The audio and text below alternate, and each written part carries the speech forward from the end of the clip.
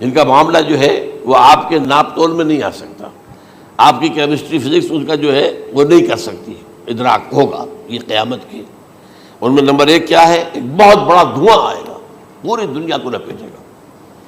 Number دو، دجال کا ظہور ہوگا، جو اپنی خدائی کا دعویٰ لے کر آئے گا اور بنوائے گا۔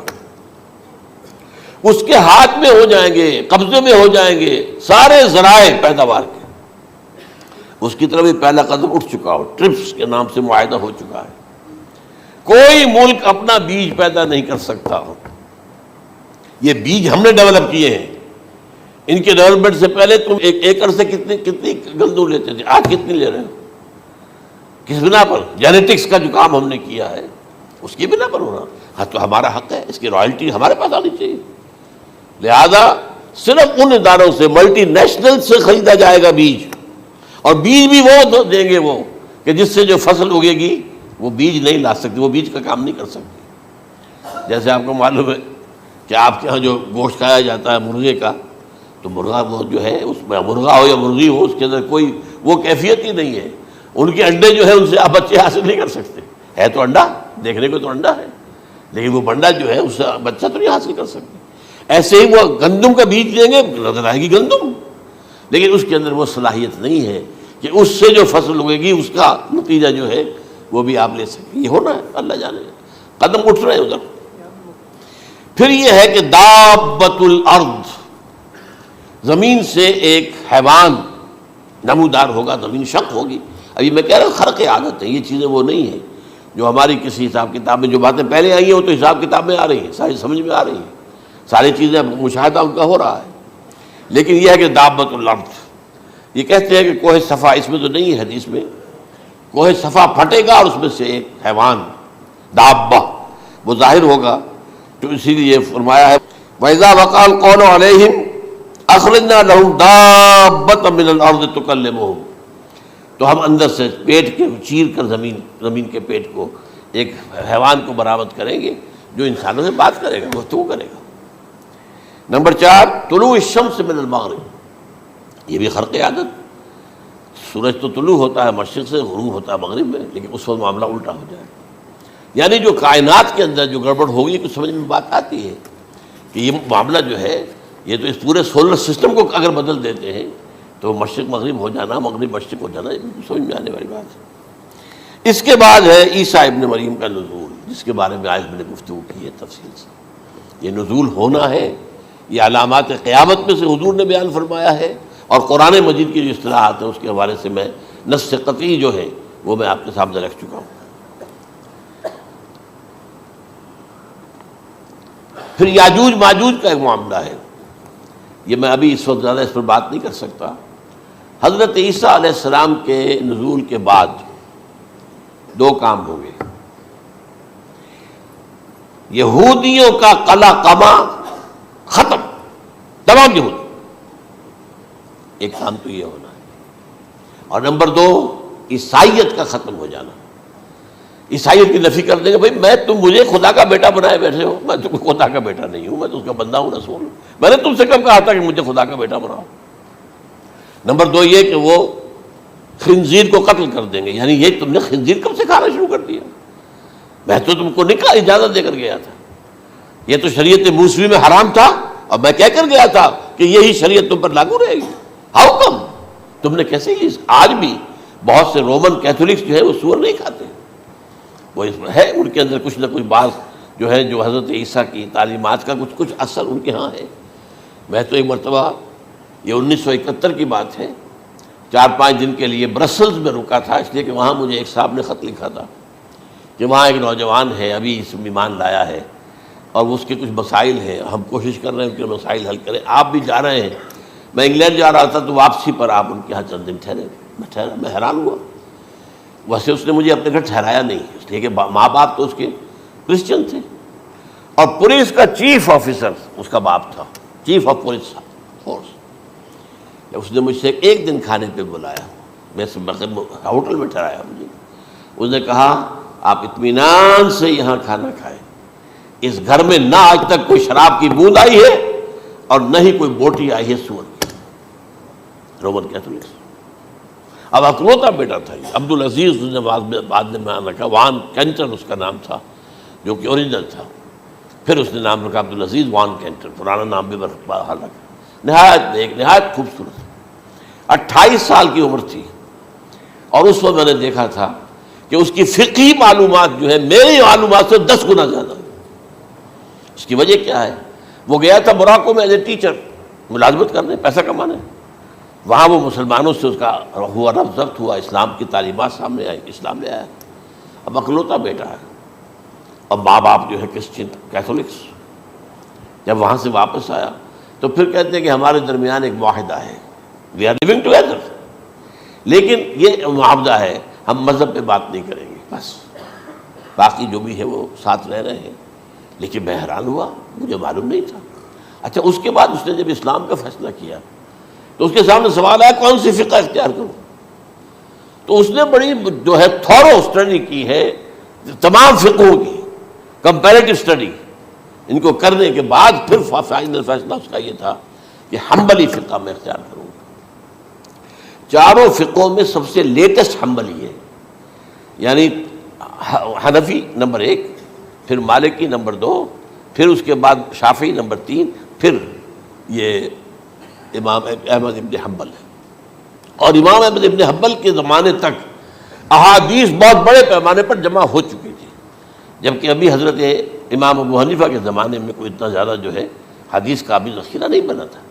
اسی پر تو لوگ حیران ہوتے ہیں کہ زیادہ حدیث امام ابو حنیفہ کے علم میں نہیں تھی، لیکن بجال ہے کہ ان کا کوئی فتویٰ جو ہے کتاب و حدیث کے، کتاب و سنت کے خلاف ہو. اگرچہ انہوں نے صاف کہا کہ اگر تم پاؤ کوئی ایسی سچی حدیث، پختہ حدیث جو میری کسی رائے کے خلاف ہو تو میری رائے کو دیوار پر دے مارنا اور اس صحیح حدیث کی پیروی کرنا. لیکن ویسے اس کے بعد یہ کمال یہ ہے کہ بہت ہی کوئی شاذ معاملہ ہے کہ جس میں ان کا کوئی فتویٰ وہ کتاب و سنت کے منافی ہو یا سنت کے منافی ہو. کتاب پہ تو سوال پیدا نہیں ہوتا، کتاب تو ساری ان کے سامنے موجود تھی. اس کے بعد یہ ہے کہ یاجوج ماجوج، اصل میں بتا رہا تھا آپ کو کہ جب عیسائیت بھی ختم ہو گئی، یہود ویسے ختم ہو گئے، استیصال ہو گیا، جڑ کٹ گئی. اب عیسائیت گویا کہ اسلام میں ضم ہو گئی. عیسائیت مذہب ختم، یہودی خود ختم. اب یہ طاقت کتنی ہو جائے گی؟ تقریباً 2/3 دنیا آ گئی تمام. اب عیسائی 2 ارب کے قریب ہے، 1 ارب 90 کروڑ ہو گئے، یا مسلمان بھی 1 کروڑ 50-60 لاکھ ہیں. دونوں کو جوڑ لیجیے کتنے ہو گئے؟ 6 ارب کل آبادی ہے.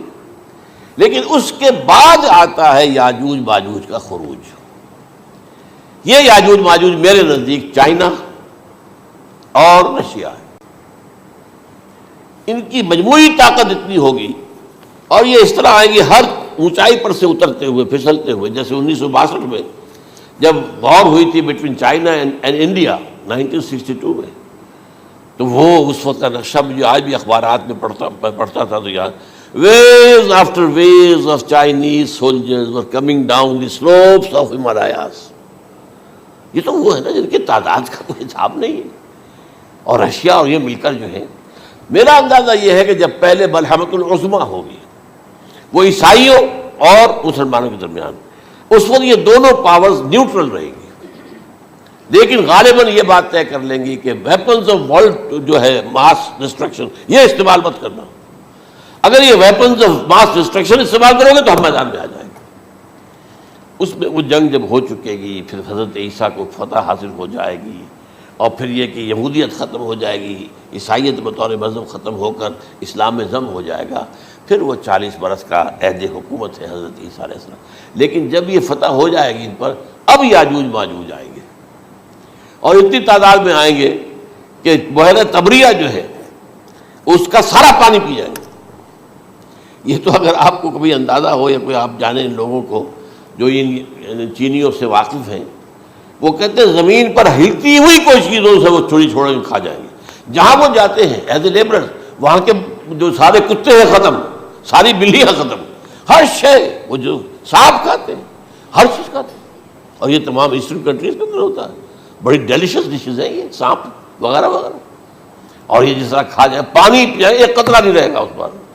تو پھر جو ہے اللہ تعالیٰ اس وقت جو ہے اس میں ایک ایسی بیماری پیدا کرے گا یہ سب مر جائیں، یہ معجزے سے ہوگا.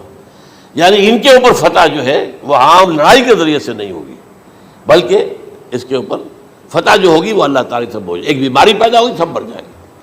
اور اس کے بعد اللہ تعالیٰ ایسے پرندے بھیجے گا بڑی لمبی لمبی گردنوں والے، وہ ان سب کو کھا جائیں گے. جیسے ہمارے ہاں گدھ ہوتے ہیں وہ ان کو صاف کر دیں گے. ورنہ تو یہ ہے کہ پوری دنیا کے اندر جو بدبو اور جو پیدا ہوتا معاملہ اس سے، تو اس نوع انسانی کی بقا ممکن نہیں تھی. ان کے خاتمے کے بعد پھر یہ ہوگا کہ حکومت اسلامی جو ہے پوری دنیا میں حضرت مسیح علیہ السلام کی ہوگی. 45 برس وہ رہیں گے، اسی میں وہ کہلن بھی آ جائے گا، وہ فی المہد و کہلن جو میں نے شروع میں بیان کیا تھا. اسی میں پھر یہ ہے کہ وہ شادی بھی کریں گے، ان کی اولاد بھی ہوگی، اور پھر ان کا انتقال ہوگا تو حضرت حضور صلی اللہ علیہ وسلم کے حجرے میں، وہیں پر جہاں حضور اور ابو بکر اور عمر رضی اللہ تعالیٰ عنہم دفن ہیں، وہیں پہ ان کو دفن کیا جائے گا. اور قیامت کے دن حضور فرماتے ہیں کہ میں اور یہ تینوں ساتھ نکلیں گے. تو یہ ہے والات و واقعات.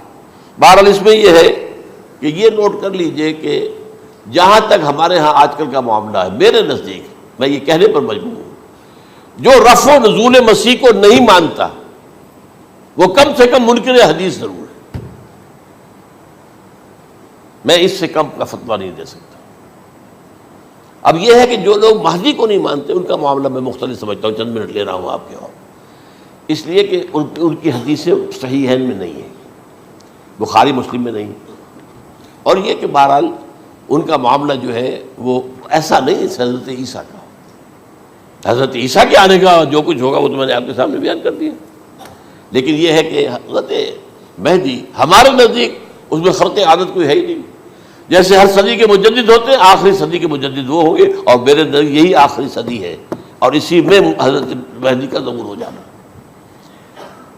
سعودی عرب میں کوئی خانہ جنگی ہوگی کسی بادشاہ کے انتقال پر، اور پھر اس وقت یہ ظاہر ہوں گے. اس وقت ملک کے حالات کو سنبھالنے کے لیے لوگ ان کو زبردستی نکالیں گے، چھپے ہوئے ہوں گے ایک گھر میں.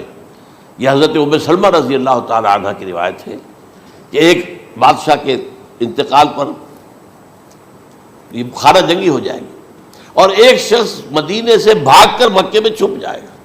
یہ تو ہے ان کے الفاظ، میں توجیہ کر رہا ہوں. یہ لوگ ان کی طرف دیکھ رہے ہوں گے کہ یہ جو وقت آیا ہے فتنے کا ہماری قوم پر، ہمارے ملک پر، تو ان کی شخصیت ایسی ہے کہ یہ بیچ میں آئیں، صلح صفائی کرائیں، اور وہ جو ہے اس ذمہ داری سے بچ کر بھاگیں گے اور جا کر مکے میں چھپ جائیں گے. پھر لوگ انہیں تلاش کر کے نکالیں گے اور زبردستی ان کے ہاتھ پر بیعت کریں گے، ورنہ وہ اتنے بڑے منصب کو. اور پھر یہ بھی ہے، ایک حدیث میں آتا ہے یصلحو فی لیلۃ واحدہ، ایک رات میں ان کی مکمل اصلاح کر دیں گے. یعنی اگر کوئی تھوڑا بہت نقص اور عیب کوئی ہوا بھی، کوئی کمی کوتاہی ہوئی بھی، تو اللہ تعالیٰ ایک رات میں اصلاح کروا دیں گے. لیکن ہمارے نزدیک اس کے اندر کوئی خرق عادت ہے ہی نہیں. البتہ جو کہتے ہیں اہل تشیع، وہ خرق عادت ہے کہ ان کے 12ویں امام جو ہے وہ بچپن ہی کے اندر اس خوف سے کہ جو بنو عباس بادشاہ ہیں وہ ان کو قتل کر دیں گے، تو وہ ایک غار میں چھپا دیے گئے. اب وہ 1200 برس سے اس غار کے اندر چھپے ہوئے، اور اس کے بعد وہ ظاہر ہوگی، وہ امام مہدی ہوں گے. اس میں خرق عادت ہے. لیکن میں یہ کہتا ہوں کہ محض خرق عادت کی بنیاد پر ہم اس کی نفی نہیں کریں گے. کیوں؟ کیا ہم یہ نہیں مانتے کہ اصحاب کہف 300 برس تک سوئے رہے؟ یہ کیا عام بات ہے؟ حضرت عزیر علیہ السلام اللہ نے انہیں موت دی، موت، اور 100 برس کے بعد زندہ کر کے اٹھا لیا. تو خرق عادت حضرت عیسیٰ کو ہم اتنا بڑا خرق عادت مانتے ہیں کہ اٹھا کر آسمان پر، تیسرے آسمان کے اوپر ہیں، موجود ہیں، اب بھی ہیں. شب معراج میں تیسرے آسمان پر حضور کی ملاقات ان سے ہوئی. تو یہ خرق عادت کی بنیاد پر نفی نہیں ہم کرتے. ہو سکتا ہے، لیکن یہ کہ اس کے لیے ہمارے پاس کوئی دلیل نہیں، کوئی احادیث نہیں، کچھ نہیں، اس لیے ہم اس کو نہیں مانتے. البتہ خود وجود جو ہے حضرت مہدی کا وہ کوئی عجیب بات نہیں ہے. وہ تو جیسے پہلے بھی آئے ہیں ہمارے مجددین، ایسے مجدد ہوں گے اور دین کو تازہ کر دیں گے. ایک صحیح اسلامی ریاست جو ہے وہ عرب میں قائم ہو جائے گی دوبارہ. حضور نے فرمایا وہ عدل اور انصاف سے عرب کو اسی طرح بھر دے گا جیسے کہ وہ اس سے پہلے ظلم اور جور اور زیادتیوں کے اوپر سے بھری ہوئی ہوگی. تو یہ کام ہوگا، یہ تو مجدد کا کام ہوتا ہی ہے اس حوالے سے. لیکن بہرحال میں نے پھر بھی کہا کہ اگر احادیث کی کمزوری کی وجہ سے کہ صحیح عین میں نہیں ہے، اگر کوئی شخص انکار کرے تو مجھے کوئی اعتراض نہیں ہے، ٹھیک ہے. لیکن جو حضرت عیسیٰ کے نفع سماوی اور حضرت عیسیٰ کے نزول کا انکار کرتا ہے وہ کم سے کم، میں انہیں اور آگے کوئی فتویٰ نہیں دیتا کہ وہ کافر ہو گئے یا یہ ہو گیا یا وہ ہو گیا، لیکن منکر حدیث کے لائن میں تو وہ لازماً کھڑے ہو۔